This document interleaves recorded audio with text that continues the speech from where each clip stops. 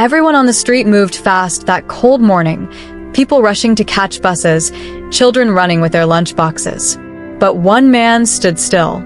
He was tall, dressed in a black suit, and carried an expensive leather bag. His face was calm, serious, until he saw her. The little girl. She sat on the edge of the road, barefoot and dusty, holding a bowl of roasted groundnuts. Her clothes were torn at the edges, her hair rough and dry like the harmattan breeze. But none of that was what stopped the man. It was the necklace. A gold chain. Simple, but with a small heart-shaped pendant that had a crack running down its middle, like a scar. The same crack he remembered from years ago. No, it couldn't be. His eyes widened.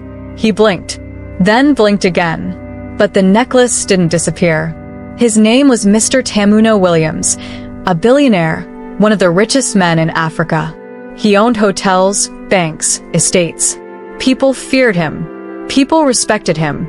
But now, his hands were shaking. 15 years ago, that necklace was buried with his mother.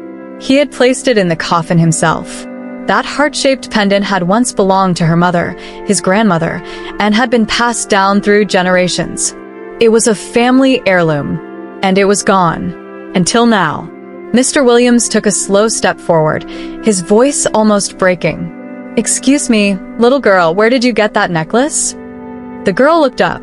Her eyes were big, round, and surprisingly calm. She said nothing. Instead, she clutched the necklace gently, as if afraid he might take it. "I'm not here to hurt you," Mr. Williams said quickly. That necklace, it belonged to my mother." The girl tilted her head. "Your mother?" Her voice was soft. "But my mummy gave it to me." His heart skipped. "Your mother? Is she nearby?" he asked. She looked down. "She's gone." "Gone where?" he pressed. The girl shrugged. "I don't know. She said she would come back. But she didn't." A cold wind blew. Mr. Williams took another step. "What's your name?" "Ebiere," she said. That name. He had only heard it once before, whispered by his mother on her deathbed. "Take care of her if you ever find her." Back then, he thought she was confused. Talking about someone who didn't exist. He was her only child. There was no her. Now, he wasn't so sure. Mr. Williams crouched slowly, so his eyes could meet Ebiere's. "How old are you?" "I think I'm 10. 10. The same number of years since his mother died. The timing was too close. Too perfect. "Do you know your father's name?" he asked. She shook her head. "My mummy never talked about him." "Where do you live?" She pointed to an old, broken-down building across the road. It looked like it would fall any day. "No windows, no lights." "Alone?" he asked. "Sometimes with other children. But they go. I stay." Mr. Williams stared at the building, then back at her. "You said your mummy gave you the necklace?" Ebiere nodded. "She said it would keep me safe, and that if anyone tried to take it, I should run." Mr. Williams froze. "She said that." Ebiere looked him dead in the eye. She also said, "If a man with tired eyes ever sees it, don't be afraid. He is the key." He stumbled backward, like he had been pushed. Tired eyes.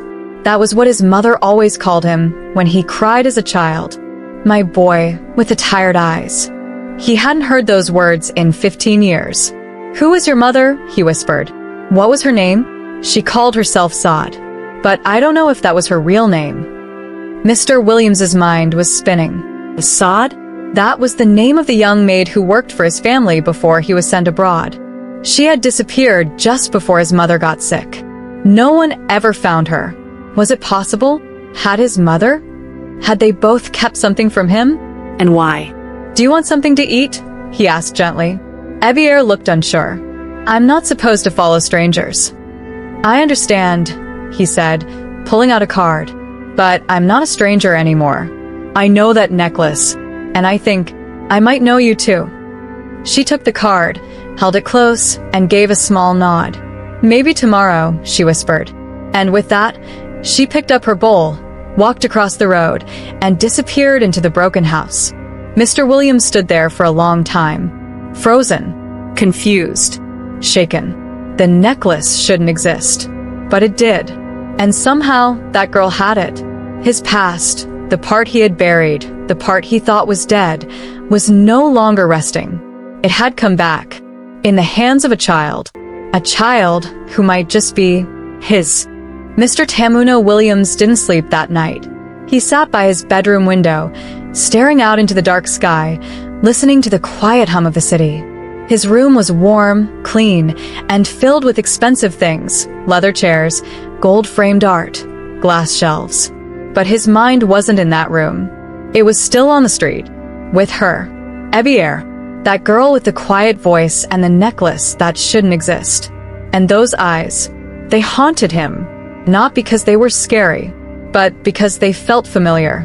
Too familiar. The shape, the way they held back tears, the way they didn't blink too much when she was nervous, just like his own eyes as a boy. His mother used to say it often, "You hide your pain in your eyes, Tamuno, just like I do." Was that what he saw in Ebiere? Was it pain? Or was it blood? The next morning, Mr. Williams was up early. His driver, Musa, looked surprised. "Sir, are we heading to the bank today?" he asked. "No," Mr. Williams said, stepping into the car. "Take me to Oak Street, near the old tire market." Musa blinked. "Sir, that place is—" "I know," Mr. Williams cut in. "Just drive." They reached the spot just after 7 a.m. Vendors were still setting up their tables, sweeping dust from the ground, shouting greetings. The air smelled of fried akara and dust. Children played with worn-out tires. Nothing had changed, but the girl wasn't there. Mr. Williams stepped out of the car, looking around. His heart beat faster. He walked across the road to the broken house. The door was barely holding up. He knocked softly. Nothing. He knocked again. Still nothing.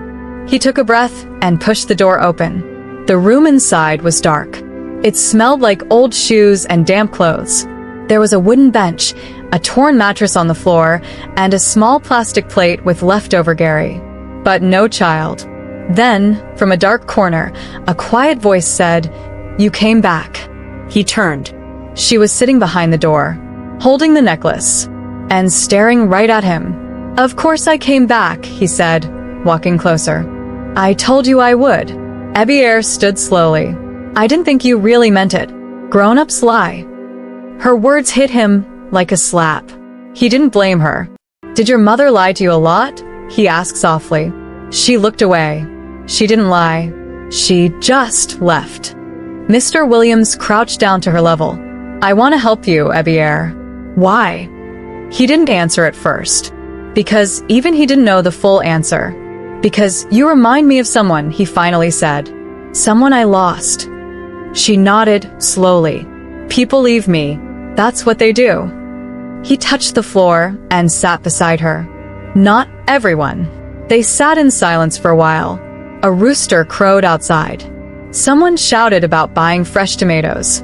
Then Ebiere spoke again. "My mummy used to talk to the necklace." He turned to her. "What do you mean?" She would hold it and cry sometimes. Then she'd whisper into it, like she was talking to someone inside. Mr. Williams felt his throat tighten. His mother used to do the same. When I asked her why, Ebiere continued. She said the necklace was listening, that it would carry her voice to the person who needed to hear it. He looked at the pendant again. That crack in the center, it was just like the scar on his mother's wrist. She always rubbed it when she was nervous. He whispered, "What if the necklace was carrying her voice to me?" Ebiere's eyes widened. "You think it worked?" "I don't know, but something brought me to you." He stood and reached into his coat pocket. "This is my mother," he said, handing her a faded photo. An older woman with kind eyes and a wide smile looked out from the picture. Ebiere stared at it for a long time. "I've seen her before," she said. Mr. Williams felt dizzy. "Where?" "In my dream." He knelt down quickly. "Tell me." "I was very sick once," Ebiere whispered. "I had a fever and I was shaking. I thought I was going to die. But in my dream, a woman came to me. She had this same necklace. She said I had to stay strong, that someone would find me." Mr. Williams's hands began to shake. This was no longer a coincidence. "I think you're connected to my family," he said. I need to find out how. Ebiere looked scared. Are you going to take me away? Only if you want to come, he said gently. You don't have to decide now. But I promise, I won't leave you. She stared at him. Then slowly, carefully, she placed her tiny hand into his. Her fingers were cold, but her grip was strong. That night, Mr. Williams brought her to one of his guest houses. She took a warm bath for the first time in weeks. She ate rice and fried plantain with a glass of cold juice. She smiled for the first time, and he realized he had never seen a child smile like that before. Like someone who had been walking in the dark for years and just saw a light. But while she slept peacefully in the soft bed, Mr. Williams couldn't close his eyes. He sat by her door thinking about the woman named Sade, about the maid who vanished, about the secrets his mother might have taken to the grave.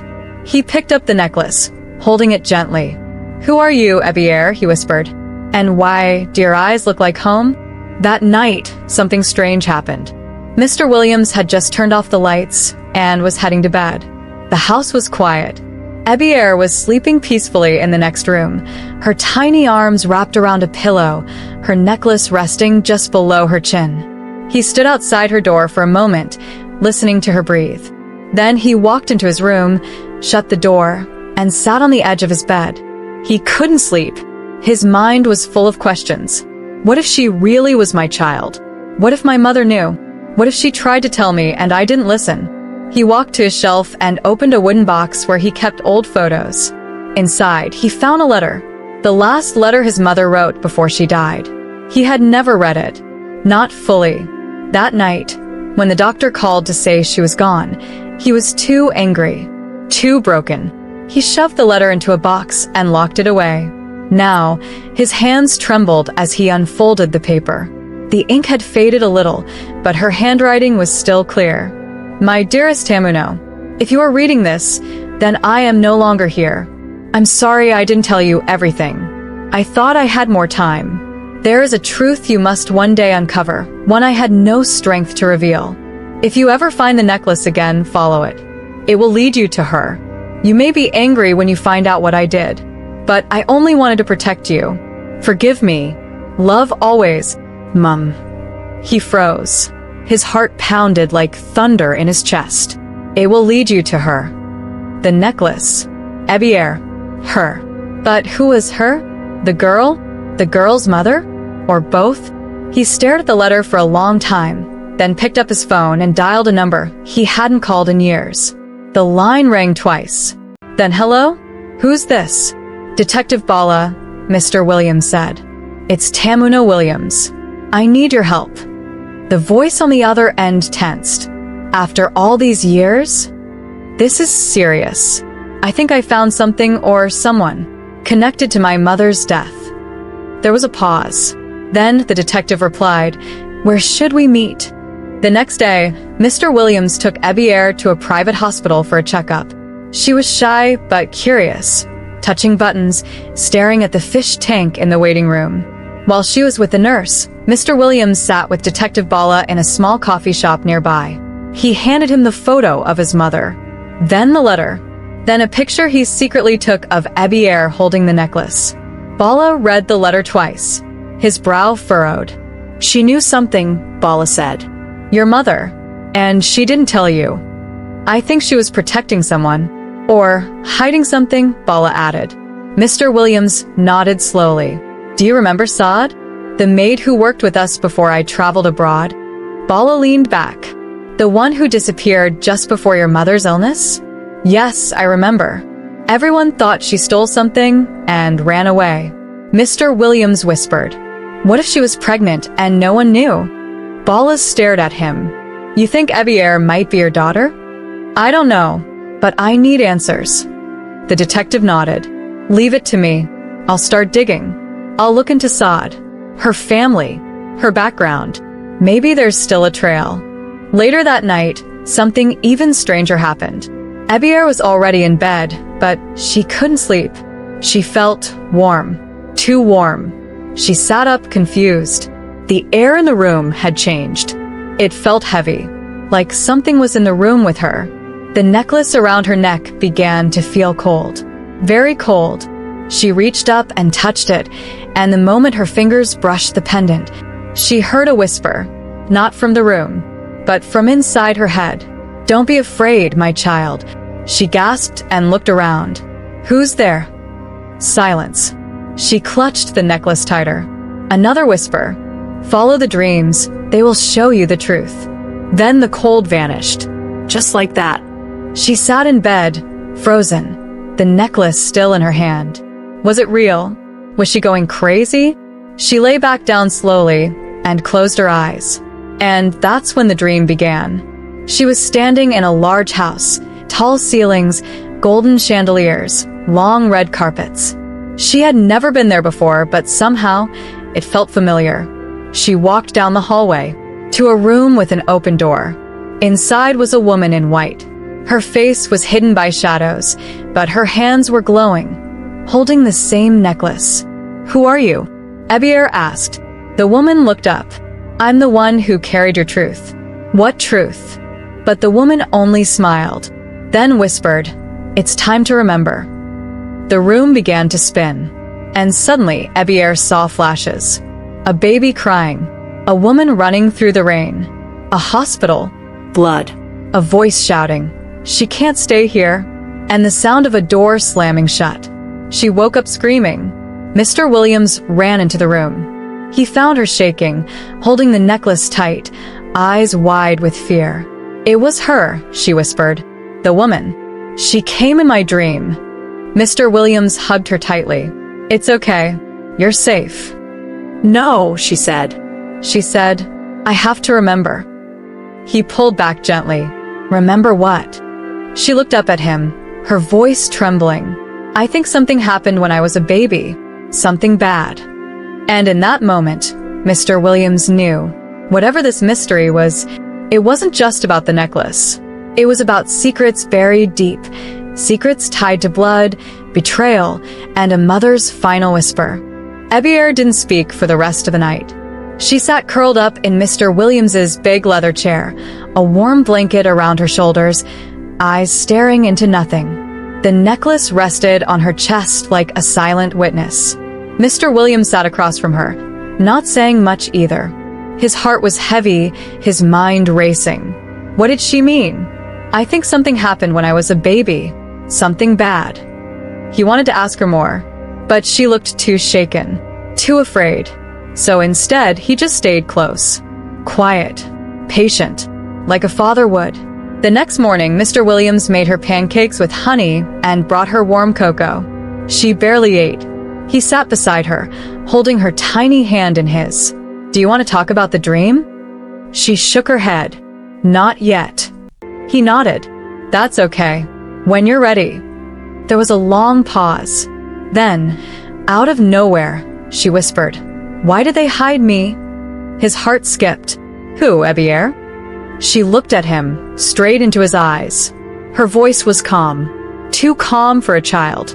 "I think someone didn't want you to know I was alive." That afternoon, while Ebiere rested, Mr. Williams got a call from Detective Bala. "I found something," the detective said. "About Sade. You need to see it yourself." Mr. Williams met him at an old records office behind the city's health department. Inside, the detective handed him a file. Faded. Dusty. "This is a hospital report from 12 years ago. A woman named Sade came in late one night. She had no ID, no phone. She gave birth to a baby girl, then disappeared 2 days later." Mr. Williams opened the file. A wrinkled form showed the mother's first name, Sade. Father's name, unknown. Baby's name, Ebiere. His hand trembled. "She ran away with the child," Bala said. "Never came back. No follow-up, no address. She simply vanished." Mr. Williams looked up, eyes wide. She was hiding her. Or hiding from someone, Bala added. That night, back at the house, Mr. Williams and Ebiere sat on the couch. They were watching cartoons, trying to forget the heaviness. But halfway through the episode, Ebiere spoke. Soft, clear, serious. "You have a scar on your shoulder." Mr. Williams turned to her, surprised. "What?" She pointed to the spot just under his collar. A long scar, like a knife cut. He slowly pulled down his shirt sleeve. There it was, a thin scar from a car crash he had when he was a teenager. He had never told anyone. Not even his staff. Who told you about that? He asked gently. She shrugged. I don't know. I just saw it. In my dream. He stared at her. Then she said something else. You used to play piano at night when you were sad. He blinked. How did you know that?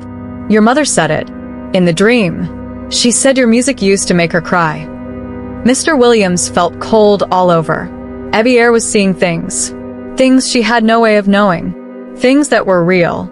Things from his past. Do you remember anything else? He asked, voice shaking. She nodded slowly. She said you needed to forgive her. His eyes watered. The room felt heavy with emotion. He whispered, forgive her for what? But Ebiere didn't answer. Later that night, after she fell asleep, Mr. Williams sat in his study, staring at the necklace on his desk. What was this thing? A key? A curse? A voice from the dead? He remembered what his mother once told him when he was 7. Some things speak without words, Tamuno. You just have to be quiet enough to hear them. He closed his eyes and held the necklace. And for a second, just a second, he heard it. A voice. Her voice. She was never supposed to suffer. He gasped and dropped it. The room went silent. Was he losing his mind? Or was the past calling him? The next day, everything changed. While walking through the house, Ebiere saw a photo frame on the wall. It showed a younger Mr. Williams standing beside his late mother. She pointed at the woman. That's her, she said. She held me once, in a white cloth. I was crying. She kissed my forehead. Mr. Williams turned sharply. What did you say? She called me my little secret, Ebiere continued. Then she gave me to Sade and told her to run. Mr. Williams staggered back. That memory, that was impossible. She had just described the last night his mother was alive. No one else knew that. No one except him. He had walked in and found his mother crying, holding a white cloth. She told him, everything will make sense one day, Tamuno. One day, you'll understand why I did what I did.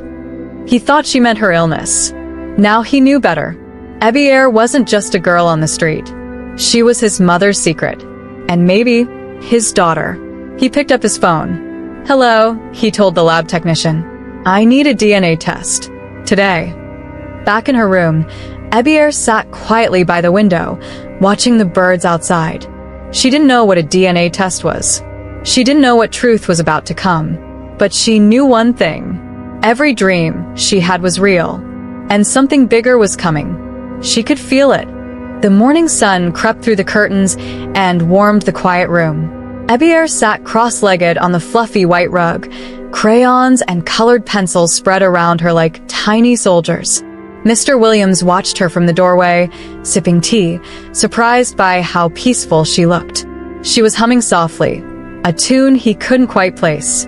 Something about it felt familiar. She leaned over her sketchbook, tongue peeking out of the side of her mouth as she drew with focus. What are you working on? He asked. She looked up with a grin. Wanna see? He walked over and knelt beside her. She turned the page around, and the teacup nearly fell from his hand. It was a drawing of his childhood home. Perfect. Down to the small mango tree beside the gate. The narrow path with broken tiles. Even the window with the cracked corner, the one a bird had flown into when he was 10. His voice caught in his throat. Ebiere, how do you know this place? She shrugged. I see it in my dreams sometimes. It feels like I've been there before. He stared at the sketch again. It was too perfect to be a guess. This wasn't imagination. This was memory. But you've never been to that house, right? He asked carefully. No, she replied. But in the dream, I'm small. A baby, maybe, and I hear voices. A woman is crying. Then someone says, you have to go now. She can't stay here. He froze. That was what his mother had said the night he last saw her alive. She can't stay here. Those exact words. He remembered hiding in the hallway, watching through a crack in the door. His mother arguing with someone, a woman he couldn't see clearly. then a baby crying, then silence. All these years, he thought he made that up, that it was a dream. Now Ebiere was saying the same thing from the other side of the memory. He sat down slowly. His voice was barely a whisper. That house is where I grew up. My mother lived there until she died. Ebiere's eyes widened. Then maybe that's where it all started. He nodded. Maybe it was. Maybe the truth was waiting inside that house. And maybe it was time to return. By afternoon, the DNA results had arrived. Mr. Williams opened the envelope with shaking hands. His heart pounded louder than a drum. He read the top line. Paternity probability, 99.96%. He dropped the paper. Ebiere looked up from the couch. What does it say? He walked over slowly and knelt in front of her. It says you're mine, he said, voice cracking. You're my daughter. Ebiere stared at him. Really? He nodded. Yes. You are my child. She didn't cry. She didn't smile either. She just stood up, walked over to him, and gently hugged his neck, and whispered, I knew it. He held her close, tighter than he had ever held anyone in his life. Tears rolled down his face, silent and warm. He thought of the years he had spent alone, building buildings, buying islands, chasing wealth, and yet all that time, she had been out there, forgotten. Not anymore. The next day, he drove her to the house in the drawing. It had been abandoned for years. Tall grass had swallowed the garden. The windows were broken. The paint had peeled off the walls like dead skin. But the mango tree was still there, just as she had drawn it. As they walked up the path, Ebiere grabbed his hand tightly. Her eyes scanned every corner like she was searching for something. When they reached the front door, she paused. I remember this door, she whispered. He unlocked it and pushed it open slowly. The air inside was heavy, old memories floating in silence. The living room still had some of their old furniture, covered in dust and cobwebs. The smell of wood, books, and something deeper, something sad, filled the air. Ebiere stepped inside. She walked through the hallway like she had done it before. Her fingers brushed the walls gently. Then she stopped at a corner. This is where the woman stood, she said. The one who gave me away. Mr. Williams stood frozen. That was the exact spot where his mother stood the night she said goodbye to someone he never saw. Suddenly, Ebiere turned and walked into the next room, his mother's old bedroom. She pointed at a picture on the wall. That's her, she said. That's the woman from my dream. It was his mother, smiling, alive in memory. Then Ebiere turned to the closet and opened it. Inside, tucked beneath a pile of dusty clothes, was a small metal box. How did you know that was there? He asked. I didn't, she said. My hands just moved. They opened it together. Inside was a bundle of letters, all written to Sade. His mother's handwriting again. Sade, if you're reading this, it means I am gone. I want you to raise her far from this world, the world of men who use and throw away. She is not a mistake. She is love. If Tamuno ever finds her, he will know what real love feels like. He will protect her. I have no doubt. This is my gift to him, and my apology for what I hid. Mr. Williams closed the letter and sat on the edge of the bed. His chest was tight. So this was the truth. His mother had known all along. She had chosen to keep Ebiere a secret, to protect them both. He looked at his daughter, her eyes full of wonder, pain, and light. I'm sorry, he whispered. For what? She asked. For not finding you sooner. She smiled. You found me now. He nodded. And somewhere deep inside the old house, something felt at peace. The house was quiet again, but something had changed. Mr. Williams and Ebiere sat together on the old couch, the metal box of letters between them. Dust floated in the air like faded memories. The past wasn't just a story anymore. It was alive, breathing through the cracks in the walls and the whispers in the pages. But Mr. Williams couldn't stop shaking. He had found his daughter. He had found his truth. And now he needed to find the one person who had disappeared from the story. Sade. The woman who gave birth to Ebiere. The woman who ran away with her. The woman who never told him. The woman who had once lived under his roof, smiling, cleaning, serving. His mother had trusted her. But why hadn't she trusted him? Back at the city home, Mr. Williams sat with Detective Bala in his private study. "I need to find her," he said, pacing. "I don't care how long it takes. I need answers." Bala nodded slowly. "I've been looking. She changed her name.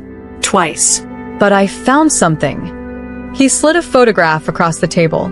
It was grainy, taken from security footage. A woman, older now, wearing glasses, a headscarf, and holding a market basket. She looked tired. But those eyes, Mr. Williams recognized them. "That's her," he said. "Where is she?" "She works at a small clinic. In a rural town. I'll take you there." The drive was long. 3 hours past the city, through winding dusty roads and quiet villages. Ebiere stayed back at home with a trusted nanny, resting, drawing again. Mr. Williams didn't want her there, not until he knew the full truth.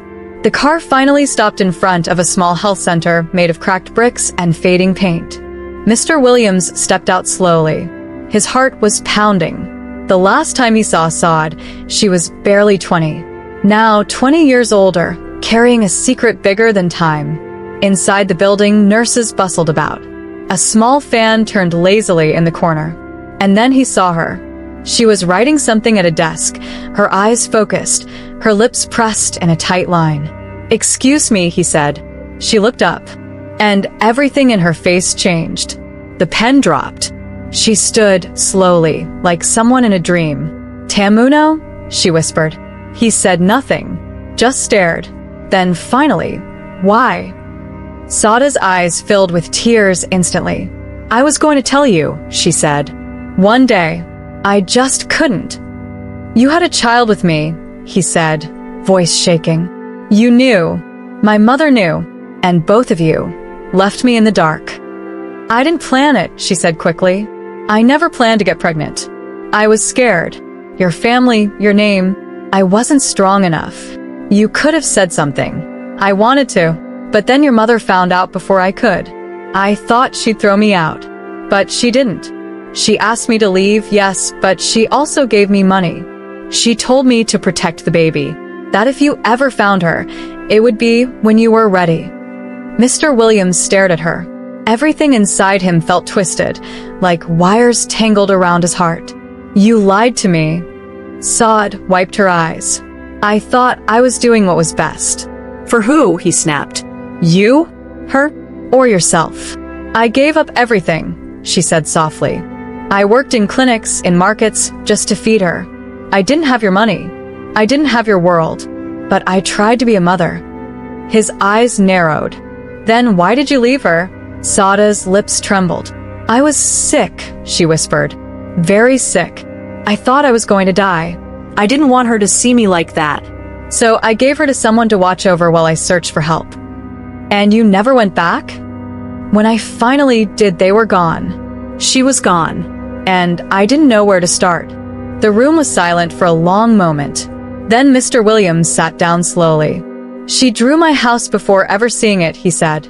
"She remembered your face in dreams. She spoke about moments that only someone who was there could know." Sade nodded through tears. "She has your gift," she whispered. "She feels things, knows things, like your mother did." "I took a DNA test," he said. "She's mine." "I know," Sade said, barely able to speak. "I always knew." Later that evening, back at the house, Mr. Williams sat beside Ebiere, who was reading a storybook. "I met someone today," he said. Ebiere looked up. "Someone who knew your mummy," he added. She sat straighter. "Who?" He paused, then gently said, "Your mummy." Her eyes widened. Her mouth opened, but no words came out. "She's alive," she whispered. "Yes," he said.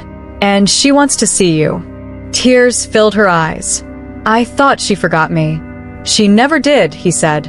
"She was just lost. Like we all were."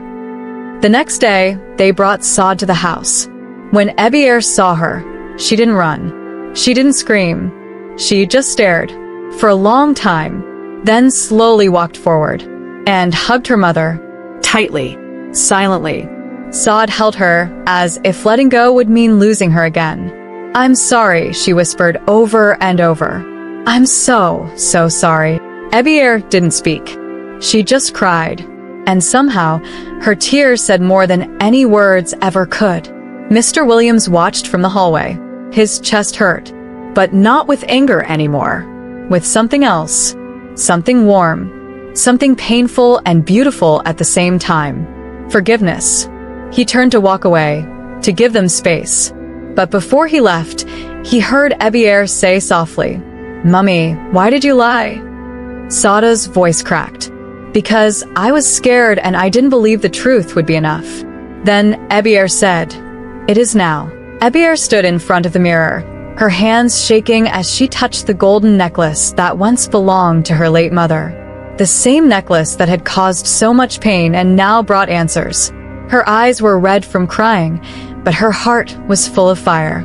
For the first time in her life, she knew who she was. Her name was not just Ebiere. She was Ebiere Tamuno Williams, daughter of a woman they had tried to erase from memory.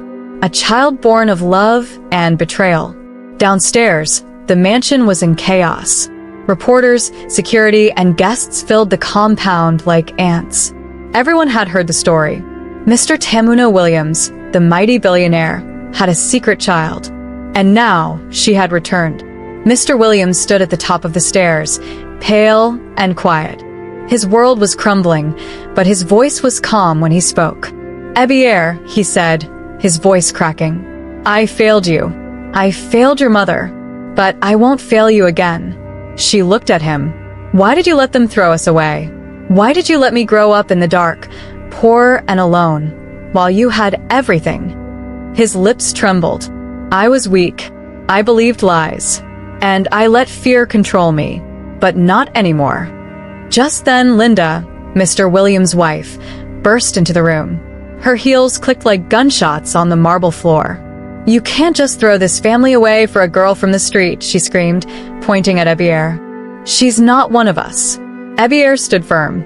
"I didn't ask to be here, but your lies can't bury the truth forever." Linda's face burned with rage. "You don't belong in this house." Mr. Williams stepped forward. "She belongs more than you ever did," he said coldly. The words hit the air like thunder. Everyone froze. Even the guards lowered their eyes. Linda slapped Mr. Williams across the face. He didn't flinch. Instead, he turned to the crowd of guests and press. "This is my daughter," he said. "And from today, I accept her. Publicly. Legally. Entirely." Tears rolled down Ebiere's cheeks. She wasn't used to love like this. Love that fought for her, not against her. Suddenly, Mama Nkechi, the old woman who raised Ebiere, stepped out from the crowd. She was holding a small brown box. "This belonged to your mother," she said softly, handing it to Ebiere. Ebiere opened the box slowly. Inside was a torn letter and a picture. The letter was from her mother to Mr. Williams, begging him to come back for her and the child. He read it silently. His hands shook. "I never saw this," he whispered. Linda stepped back. "That's a lie." "No," Mama Nkechi said firmly. "You took the letter. You burned the others. But this one I kept." Everything broke open like a flood. The lies, the jealousy, the greed. And in the middle of it all stood Ebiere. Not as a lost girl anymore, but as someone who had survived it all. Mr. Williams turned to Ebiere. "Come home, my daughter." Ebiere looked around. She thought about her mother, about Mom Nkechi, and about all the children like her, forgotten by the world. She stepped forward and said, "I'll come home, but not to live in gold. I'll come to fix what's broken, to help others like me. This pain must mean something." The crowd clapped. Mr. Williams wiped his eyes. "Then let's do it together." That night, the news flashed across the country. Billionaire accepts long-lost daughter. But for Ebiere, it wasn't about money or fame. It was about truth, about identity, about fighting for those who had no voice. They had erased her name, but now, she was a legend. Thanks for watching this video. Don't forget to subscribe to the channel for more amazing stories. Click the video on your screen to keep watching. Another great video story is waiting for you.